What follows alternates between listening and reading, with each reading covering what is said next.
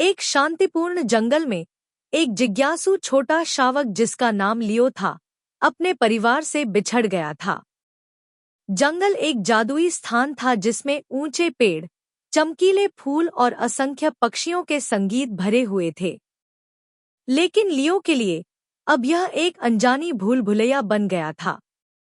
जैसे ही वह घने पेड़ों के बीच भटक रहा था, उसे एक कोमल और बुद्धिमान बिल्ली मिली जिसका नाम लूना था। लूना अपनी चमकदार चांदी जैसी फर और चमकदार हरी आंखों के साथ डरते हुए शावक को बड़े ओक के पेड़ के पास कांपते हुए देखी। चिंता मत करो लियो, लूना ने धीरे से कहा, मैं तुम्हें घर वापस जाने में मदद करूंगी।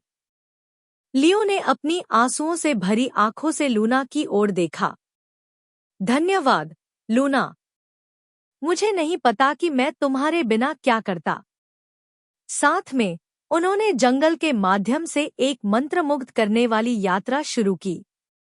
लूना, जो अपने जीवन भर जंगल में रही थी, हर छिपे हुए रास्ते और गुप्त कोने को जानती थी।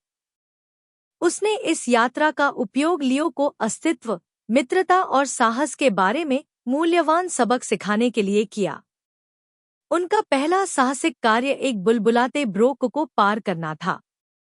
पानी क्रिस्टल साफ था और रंगीन मछलियां नीचे की सतह पर तैर रही थी। लूना ने लियो को पत्थर से पत्थर पर कूदते हुए बिना गिरने के दिखाया। लियो थोड़ी हिल गया, लेकिन लूना ने उसे सहारा दिया और उसे विश्वास दिलाया। जैसे ही वे अपनी यात्रा जारी रखते रहे, वे जंगल के केंद्र में पहुंचे, जहां पेड़ इतने ऊंचे थे कि वे आकाश को छूते हुए प्रतीत होते थे। जंगल की जमीन नरम काई से ढकी हुई थी और सूरज की किरणें छतरी से छनकर एक जादुई माहौल बना रही थी। लूना ने लियो को उनके आसपास के महत्व को समझने और समझने के बारे में सिखाने का फैसला किया। लियो, उसने कहा, जंगल चमत्कारों से भरा है, लेकिन यह चुनौतियों से भी भरा है। इसे सफलतापूर्वक नेविगेट करने के लिए तुम्हें अपनी इंद्रियों को तेज करना होगा। एक दोपहर जब वे जंगल में घूम रहे थे, लूना ने देखा कि पास में एक शरारती लोमड़ी छिपी हुई थी। उसने लियो को स्थिर और शांत रहने का संकेत दिया। लोमड़ी उनकी उपस्थिति को देखते हुए उनके पास आने की कोशिश की, लेकिन लूना ने लियो को चतुराई से एक छिपी हुई गुफा में ले गई, जहां से उन्होंने लोमड़ी को सुरक्षित दूरी से देखा। यह बहुत करीब था, लियो ने फुसफुसाते हुए कहा, उसका दिल धड़क रहा था।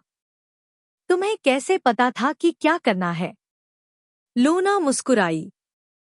अनुभव, प्रिय लियो, हमेशा अपने आसपास के बारे में जागरूक रहो और अपनी इंद्रियों पर भरोसा करो।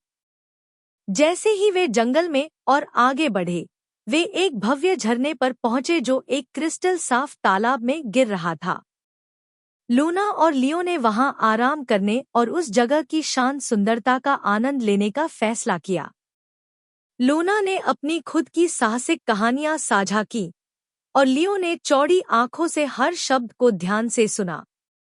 एक शाम जब सूरज डूबने लगा, वे एक विशाल पुराने ओक के पेड़ के पास पहुंचे जिसकी शाखाएं स्वागत करती हुई बाहों की तरह फैली हुई थी। लूना ने सुझाव दिया कि वे रात के लिए वहीं डेरा डालें। उसने लियो को पत्तियों और नरम घास का उपयोग करके आरामदायक सोने की जगह बनाने का तरीका दिखाया। वे एक साथ तारों वाले आकाश के नीचे बैठे और लूना ने लियो को तारामंडल दिखाए, उनके पीछे की कहानियां सुनाईं। अगले दिन जैसे ही वे अपनी यात्रा जारी रखे, लूना ने हवा में कुछ अजीब महसूस किया, एक परिचित गंध जिसने उसकी फर को खड़ा कर दिया। लियो, मुझे लगता है हम तुम्हारे परिवार के करीब हैं, उसने उत्साह से कहा। लियो का दिल उम्मीद और उत्साह से धड़कने लगा।